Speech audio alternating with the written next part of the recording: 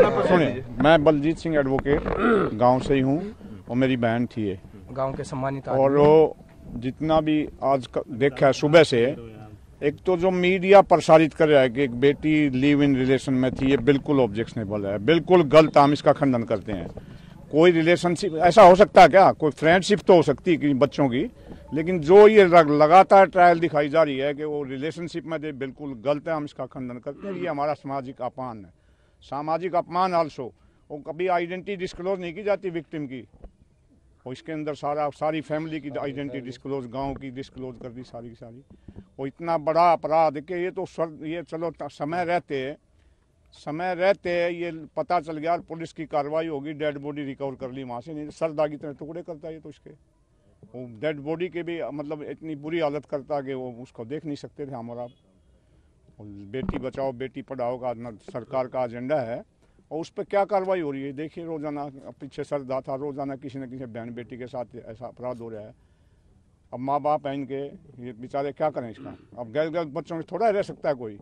Social security, जो सामाजिक सुरक्षा की बात हो रही है, तो ये देखिए आपके सामने है सबके, और सारे गांव में बड़ा भारी रोष है इसका। अगर वो यहाँ का लोकल मामला होता तो शायद बहुत ज़्यादा सांप्रदायिक दंगा हो जाता।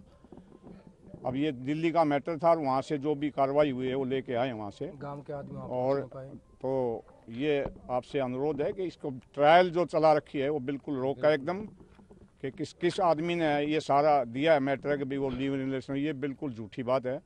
बेटी कोचिंग करती थी, अपनी पढ़ती थी वहाँ, PhD की तैयारी थी आगे, और किस तरीके से उसने उसको लड़की को किस तरह गुमराह फुसलाया है इस बात का भी जानकारी नहीं है, क्योंकि ये तो अचानक ये हादसे का पता लगा और सब लोग पहुंचे। आदरणीय प्रधानमंत्री जी, मेरी तो एक ही वो होगी कि ऐसे आदमी को फांसी की सज़ा दी जाए।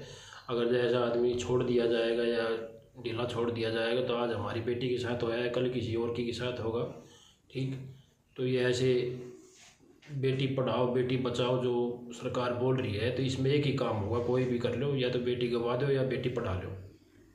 आपको कैसे पता चला कि ये हुआ है निक्की के साथ?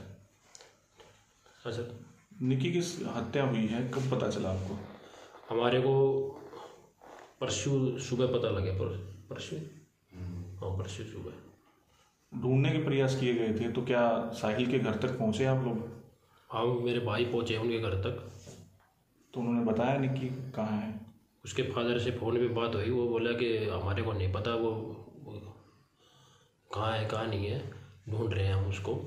और फिर उसके बाद दोबारा बात हुई तो वो बोल रहे हैं कि हमने उसको पुलिस को दे दिया है, हमारे को नहीं पता क्या है क्या। पुलिस कह रही है कि निक्की लिव इन रिलेशनशिप में रह रही थी। क्या आपको लगता है कि वो लिव इन में रह रही थी? सर, लिविंग रिलेशनशिप हमारे गांव में तो इस शब्द का नाम ही अगर जाए हिंदी में बोले तो इसका मतलब साथ रहना। शादी से पहले हमारे बच्चे ऐसा काम नहीं करते, और हमारे को इस बात से कोई मतलब किसी चीज़ से हम परिचित नहीं है। और आज से 8 महीने पहले तो वो कॉलेज के हॉस्टल में ही रह रही थी। कब से जानते थे साहिल को? ये कुछ पता लगा? नहीं सर, अगर जब पता ये होता तो इतनी बात ही नहीं होती सर। निक्की फिलहाल क्या पढ़ाई कर रही थी और आगे क्या करना चाहती थी?